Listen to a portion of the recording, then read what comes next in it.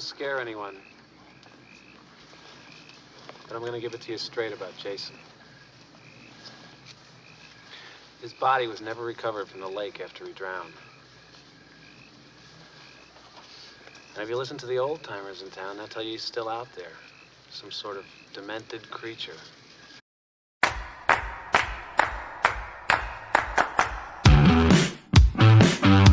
Welcome to Comic Shop News, and today we're continuing on our series review of Friday the 13th with Friday the 13th Part 2. This picks up, feels like a year or two after the events of Friday the 13th Part 1. We have a new director in Steve Miner. This is actually, I kind of probably rate this movie higher than a lot of other people do. There was something about this movie that always hit me. So, start out with the movie. We have a first and a last here. We're picking up with Adrienne King back, Alice, and she's having nightmares still about what happened in the first movie. We get a little flashback, and she's on the phone with her mother, and you see these fairly large boots walking through, and, kids out there doing an itsy bitsy spider. And, things start going on with Alice. Like, Cat jumps in. Of course, we have to have the jump scare. And she goes to the fridge to go to open it. And Mrs. Voorhees' head is in there. And then an ice pick goes into her head. Adrienne King pretty much did not want to really be in the movie that much. She was having problems with a stalker of her own. And was having personal problems. And I think she pretty much was done with it. The Crystal Lake Memories documentary goes into a little bit more on that.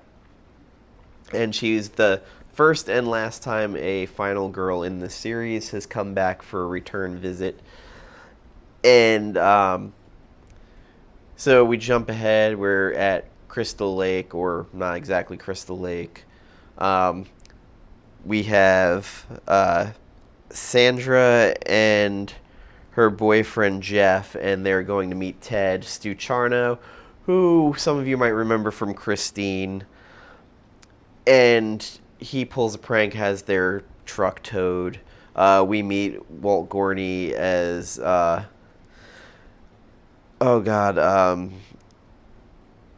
Crazy Ralph. He does the whole Crystal Lake death curse talk.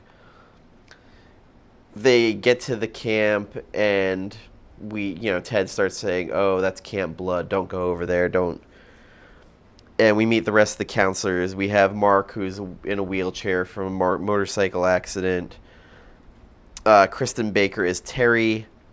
John Furey is Paul, and Vickie. And coming up behind them as they're having their meeting is Ginny. Played by Amy Steele, who, in my opinion, is the best final girl in this series. Paul and Ginny are in a relationship, and he's also her boss. They have kind of a playful relationship where she doesn't take his shit, and he kind of calls her out on her shit. There's an interesting, and he has this weird first speech there where he, basically says, if you're on your period, wash up because it attracts bears. Just weird thing. Also, interesting thing to note in this movie is that there's two Jasons. There's Warrington Gillette, who they originally hired, but apparently he had zero stunt experience, so then they had to bring in Steve Daskawisz. And I really liked him. This Jason, I like.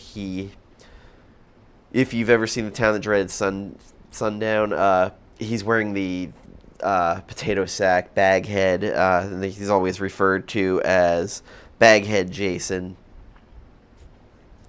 He's wearing overalls. And this movie in particular, there is some fascinating kills in here. One of them in particular, Mark in the wheelchair, gets a machete to the face and then rolls down what feels like the longest steps ever. The kills are actually pretty damn good, and there's no Tom Savini in this one. The effects coordinator, I thought, did a pretty damn good job. Jason actually moves fairly fast, and, this is when he's still pretty human, so, a kick to the balls or, falls off a chair. Some of the characters I didn't really like Jeff and Sandra kind of just bored me. Ted managed to live because he goes to a after hours bar. Basically, he drinks himself to safety. Terry and Scott. Scott is constantly hitting on Terry. Terry, when she shows up, they make sure to let you know that she's the hot one. She also has her dog Muffin that she carries with her. Vickie is into Mark, and there's not so subtle innuendos constantly from her, like, I don't need your legs, I just need your fingers. Just interesting little stuff. And other little thing, the girl Sandra who is with Jeff, apparently they cast her and she was underage, so that was a problem. This movie in particular had one of the longest chase scenes through the woods that I've ever seen. Like, it just felt like it went on and on. I really like Ginny and Paul. Ginny in this one finds Jason's little shack out in the woods and manages to mentally confuse him by putting on his mother's sweater and then sitting in front of the head. And Jason's kind of sitting there with a pickaxe, kind of staring at her like a puppy, trying to figure out, and seeing his mother's face over her, saying, "Jason, it's all over, Jason. You're a good boy." Jason, Mother is talking to you! Jason, Mother is talking to you. Come on. That's my boy. Interesting thing, and they play on the fact that, earlier in the bar, she's like, he's just this confused, retarded child running through the woods, after seeing his mother die. And this is after, earlier in the movie, Paul does, the story of Jason around the campfire, so he's kind of like a folklore tale. And, my opinion, it works. They also reuse it in part 4 as well. Ginny in this, though, she's smart. She has an ingenuity. She's not a goody-goody girl, but there is kind of this purity. I wouldn't even say purity. Vulnerability that makes you kind of gravitate towards her. Again, the writing in this movie, every Friday the 13th movie, the writing is not what you call great. The acting was a little bit better in this. Steve Daskawisz actually got hurt during this. He got the pickaxe hit him in the hand. He also goes in, and he had gone into the hospital with the machete prosthetic still hooked into him. It's a story in the Crystal Lake Memories. It's a great documentary. I recommend watching it. After everything, they leave Jason basically twitching in his little love shack out there. They find Muffin after they go back to the cabin. And as they're sitting there in front of the bay windows, forever these movies have made me scared of bay windows, Jason jumps through, possibly a dream scene, possibly not. And apparently Jason is a ginger in his overalls, and it's forever ruined for me now when I watch it, because Mike and Jay from We Watched a Movie said that he looked like Cotton Eye Joe and started playing the Cotton Eye Joe song as he was jumping through the window in slow motion. So every time I see that scene now, that's all that plays through my head.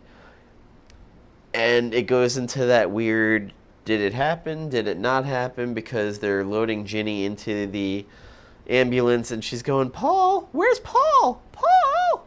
Paul!" So I don't know if we ever figure out if Paul died or what happened with Paul. Because earlier in the movie, like, he's actually going blow for blow with Jason, and he kind of disappears for a bit, and you never really find out what happened. I kind of like Paul, though, because he was a bit of an asshole, but at the same time, you kind of liked him. So this movie, to me, is, if I'm going to rate it, it's about 7.5. I do really like it. It's solid. It's definitely in my top 5 of the Jason movies. Again, there's a little ambiguity about what happened, but Ginny, to me, is the best final girl in the series. The effects and kills, the wheelchair down the stairs is still the best kill in the series, like 100% the best. And I'm not gonna lie, I laughed the first time I saw it. I was a kid, so bear with me. So with that being said, thank you for watching. Comment, share, like, subscribe, and take care of yourselves. Bye-bye.